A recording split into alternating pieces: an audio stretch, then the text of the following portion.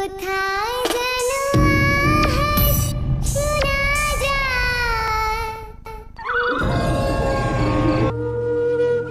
আরে ভাই, আপনাকে সেই কখন থেকে দেখতেছি আপনি এখানে বসে আছেন। আপনার কি কিছু হইছে? মানে না ভাই, আমার কিছুই হয় নাই কে। ভাই আপনি সত্যি করে বলেন তো আপনার কি হইছে? আর আমাদেরকে দেখে কি ভয় পাইতেছেন? ভয় পায়েন না। মানে আসলে হয়েছে কি ভাই, আপনাদের মতো আমারও 3টা বন্ধু ছিল। এখন আমার সেই 3টা বন্ধু আর নাই। আপনাদের বন্ধুত্বগুলা দেখা আমার তাদের কথা অনেক মনে পড়তেছিল, এর জন্য এই জায়গা বসে রইছি। কেন ভাই, আপনার 3 বন্ধুর সাথে আপনার কি হয়েছে? আপনার কি ঝগড়া হয়েছে নাকি ওরা কথা বলে না? না ভাই, এইসব কোনো কিছুই না। তাহলে শোনেন, দিনটি ছিল বৃহস্পতিবার। আমরা বিকেলবেলা মাঠে খেলা করতেছিলাম। হঠাৎ করে আকাশটা কেমন যেন কালো হয়ে গেল, সাথে সাথে প্রচণ্ড পরিমাণে ঝড় বৃষ্টি এসে গেল। আমরা তারপরে কি করব? তখন আমরা সাথে সাথে একটা তারপর একটা কি? তারপর আর কিছু তো বললেন না। আরে দেখ দেখ, অনেকদিন পর আসলাম মাঠে খেলা করতে, এখন বৃষ্টি চলে এলো। এখন কি বৃষ্টি আসার সময়? চল, এখন আমাদের আর কি করার, এখন আমাদের বাসায় যেতে হবে। চল দেখি কি করা যায়। আরে হ্যাঁ, এইখানে আমাদের বেশিক্ষণ থাকা ঠিক হইব না। চল আমরা বাসায় চলে যাই। হ্যাঁ হ্যাঁ, সেটাই ভালো হবো। এই ঝড় বৃষ্টি আসতেছে, এই ঝড় বৃষ্টির ভিতরে আমরা খেলতেও পারবো না। আর এই যাত্রী গাড়িটা নিয়ে আয়।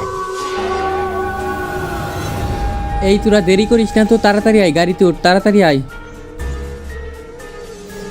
তারপরে আমরা এই মেঘ বৃষ্টি দেখা একটা পুরনো বাংলোতে যাইতে লাগলাম, কিন্তু এই বাংলোর পিছনে ছিল গোরস্থান।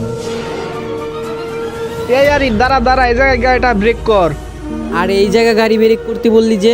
আরে ঝড় বৃষ্টির মধ্যে গাড়ি চালান লাগবো না, যদি একটা দুর্ঘটনা ঘটে যায়। এর জন্য এই পুরনো বাংলোটা দেখতেছস না, এটার মধ্যে আমরা আশ্রয় নিই। আমি ওদেরকে অনেক মানা করতেছিলাম, তোরা এখানে যাস না। ওরা আমার কথা না শুনে বলল চল যাই। আমরা এই মেঘ বৃষ্টির ভিতরে কোথায় যাব?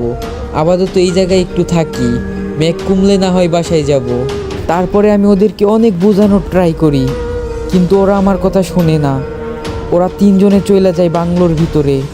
হঠাৎ করে একটা চিৎকার শব্দ আসে। আরে বন্ধু, তুই এই জায়গা আসিস না বন্ধু, তুই এখান থেকে চলে যা বন্ধু, তুই এখান থেকে চলে যা তাড়াতাড়ি। তারপর আমি ওদের জন্য অনেক অপেক্ষা করি, কিন্তু ওরা আর আমার কাছে ফিরে আসে না। তারপরে থেকে আমার বন্ধুদেরকে আমি হারাই ফেলি একদম চিরতরে।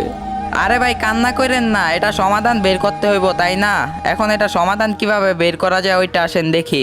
আচ্ছা, আমি একটা জিনিস বুঝতে পারতাছি না, ওরা কিসের জন্য এইভাবে মানুষদেরকে হত্যা করতেছে? এইটা তো ভাই আমিও জানি না, কিন্তু আমার দাদির মুখে শুনছিলাম ওই জায়গায় নাকি অনেক আত্মা আছে, আর ওই আত্মাগুলা নাকি সব মানুষদেরকে ধরে ধরে ওরা হত্যা করে।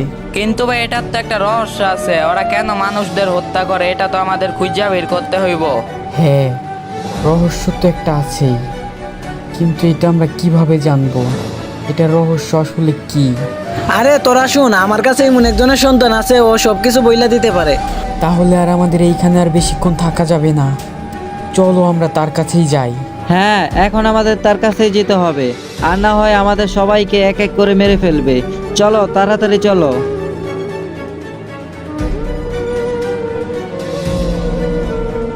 আসলে এটার আসল রহস্য কি?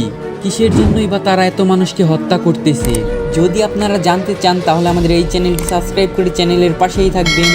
তো হ্যালো বন্ধুগণ, আমাদের আজকের আহট ভিডিওটি এই পর্যন্তই। তো আপনারা যদি দ্বিতীয় পার্ট দেখতে চান তাহলে আমাদের এই ভিডিওতে বেশি বেশি লাইক কমেন্ট শেয়ার করে দিবেন। যদি আমাদের এই ভিডিওতে 10,000 ভিউ আসে তাহলে কিন্তু আমরা সেই দ্বিতীয় পার্ট আনবো আপনাদের জন্য। আর আহট ভিডিও বানাইতে কিন্তু প্রচুর পরিমাণে কষ্ট করতে হয়, এটা আপনারা হয়তো জানেন। আপনারা যদি আমাদের ভিডিওতে বেশি বেশি লাইক কমেন্ট শেয়ার করেন তাহলে কিন্তু আমাদেরকে ভিডিও বানাইতে মোটিভেট করে অনেকটা বেশি। তো আর দেরি কিসের, অবশ্যই আমাদের এই ভিডিওতে লাইক কমেন্ট শেয়ার করে দিবেন। আল্লাহ হাফেজ।